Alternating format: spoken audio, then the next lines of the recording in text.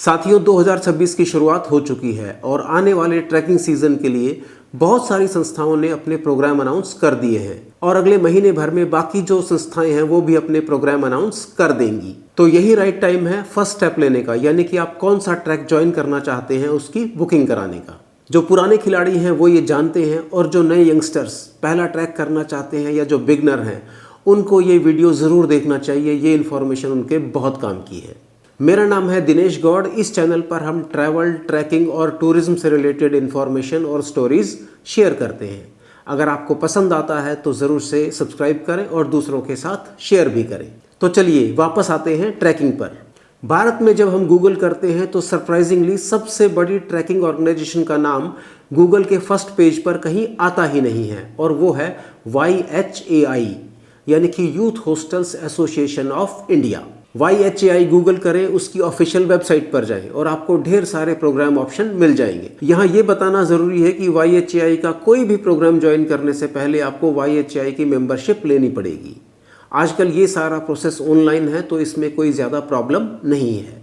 पिछले 10-15 सालों में जिस दूसरी बड़ी ऑर्गेनाइजेशन ने भारत में ट्रैकिंग के क्षेत्र में अपनी पहचान बनाई है वो है इंडिया हाइक्स। इंडिया हाइक्स के प्रोग्राम के लिए भी आप ऑनलाइन सर्च कर सकते हैं। यहाँ ये बताना ज़रूरी है कि इंडिया हाइक का ट्रैक करने के लिए जो एनरोलमेंट प्रोसेस है वो थोड़ा सा टफ होता है। स्पेशली हेल्थ और फिटनेस के पैरामीटर्स पर ये लोग काफ़ी ध्यान देते हैं। सीरियस ट्रैकिंग और नेचर के रिस्पेक्ट में यदि आपका विश्वास है तो गूगल करें www.steptrackers.org।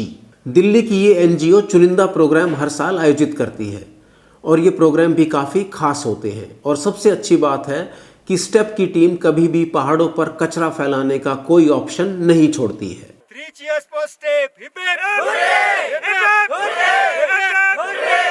इसके अलावा और भी बहुत सारी छोटी बड़ी ट्रैकिंग कंपनीज हैं जो भारत में ट्रैक कराती हैं। इनमें से कुछ के नाम मैं यहाँ मेंशन कर रहा हूँ। तो इस लिस्ट में कुछ नाम हैं: trek the Himalayas, Himalayan dream treks, Bikat adventures, Himalayan hiker, adventure valley, trek panda, trekup India, Himalaya shelter, the searching souls और हिमालयन हाइकर्स। तो अब बड़ा सवाल ये है कि एज ए फर्स्ट टाइमर या एज ए बिगनर हमें किसके साथ जाना है।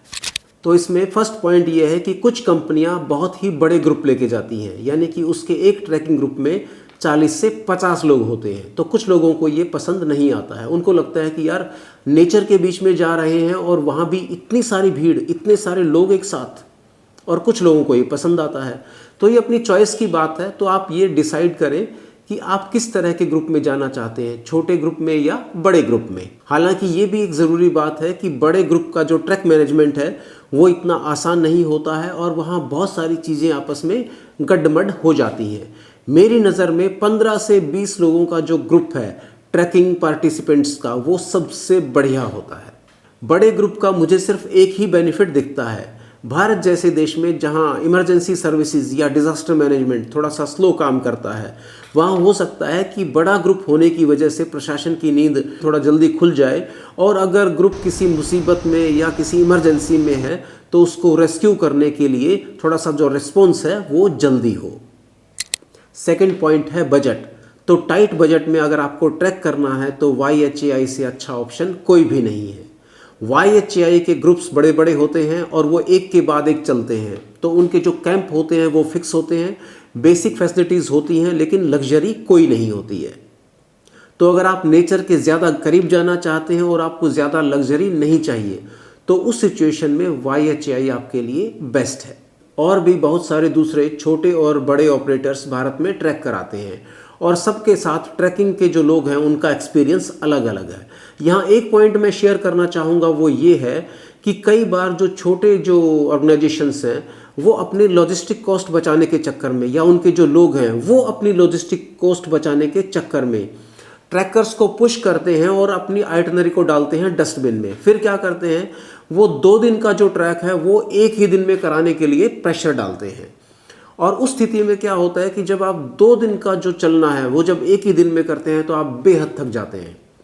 तो उस सिचुएशन में आप नेचर को एंजॉय तो क्या करेंगे, बस आपका टारगेट होता है कि यार किसी तरीके से गिरते पड़ते मरते उस अगले कैंप तक पहुंच जाएं।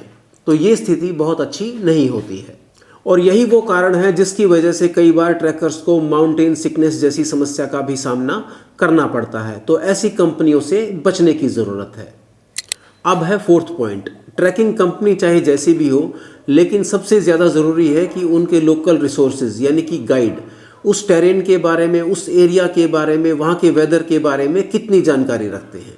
और कई बार तो ऐसा हुआ है कि हमने गाइड को भी रास्ता भटकते हुए देखा है। और उसके अलावा बाकी जो सपोर्ट स्टाफ कैसा है, स्पेशली किचन के लोग, और अगर हाई अल्टीट्यूड पर कहीं आप ज़्यादा हाइट्स पर हैं तो आपको वो किस तरीके से ट्रीट करते हैं और आपको खाने में क्या मिलता है, इन सब बातों का भी ध्यान रखना चाहिए। और अगर मौसम ख़राब होता है तो उस कंडीशन में वो कैसे मैनेज करते हैं।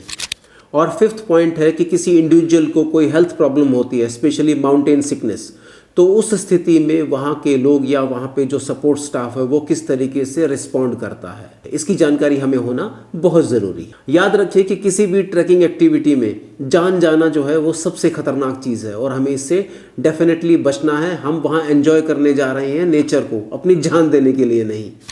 अब आते हैं सिक्स्थ पॉइंट पर, ये बहुत ही ज़्यादा ज़रूरी है। गूगल, कोरा, रेडिट पर बहुत से लोग आपको ये सजेशन देते मिल जाएंगे कि क्या ज़रूरत है यार किसी बड़े ग्रुप के साथ जाना या इतना पैसा देने की, यार कोई भी लोकल गाइड पकड़ो और ट्रैकिंग पर चले जाओ। तो भाई ये उतना आसान नहीं है और स्पेशली शुरुआत में ये बिल्कुल भी अटेम्प्ट ना करें। हो सकता है कि आपने 5-10 ट्रैक कर लिए हों और आपको उस लोकल एरिया के बारे में, वहाँ के लोगों के बारे में, वहाँ के टेरेन के बारे में थोड़ा बहुत जानकारी हो, तो शायद आपके लिंक बन जाने के बाद आपको एग्जैक्ट बंदे का पता होगा कि यस हम उसके साथ ये अटेम्प्ट कर सकते हैं। लेकिन कोई भी बिगनर शुरुआत में इस तरह की गलती बिल्कुल भी ना करे। 2 या 3 दोस्त उठा के किसी भी बंदे को पकड़ लेंगे और कहेंगे कि चलो यार हम ट्रैक करते हैं पहाड़ में, तो पहाड़ के भी सभी लोगों को उस ऊपर वाली टेरेन की उतनी जानकारी नहीं होती है और कई बार वो लोग हाँ भी कर लेते हैं पैसे के चक्कर में, लेकिन ऊपर जाके फंस जाते हैं और फिर उनके रेस्क्यू के लिए टीम्स इधर से उधर भाग रही होती हैं और वो 2-2, 3-3 दिन तक जंगल में भटक रहे होते हैं। और ऐसी सिचुएशन बहुत बार हो चुकी है। तो कभी भी ये गलती ना करें। लोकल अथॉरिटी या वन विभाग से परमिशन के बिना 2 या 3 के ग्रुप में ट्रैकिंग सबसे खतरनाक चीज़ है। जब आप एक बार जंगल में हैं तो आप बिल्कुल अकेले हैं और अगर कोई भी मिस हैपनिंग होती है, कोई भी इमरजेंसी होती है तो आप तक कोई नहीं पहुंच पाता है। और अगर रात को ठंड ज़्यादा है और हाई एल्टीट्यूड है तो वो आपकी मुसीबत को डबल कर देंगे। तो कभी भी स्पेशली शुरू में ये चीज़ें अटेम्प्ट ना करें। इन सब पॉइंट्स का ध्यान रखें और अपना जो ट्रैकिंग पार्टनर है यानी कि जो संस्था है उसको प्रॉपरली चुने। अपने कुछ दोस्तों से या जिन लोगों ने पहले कुछ 5-10 ट्रैक किए हैं उनसे भी हेल्प लें। उनकी जानकारी जो है उससे भी आपको काफ़ी हेल्प मिलेगी। तो ये वो कुछ पॉइंट्स हैं जिनकी मैंने आपसे बात की। Happy trekking.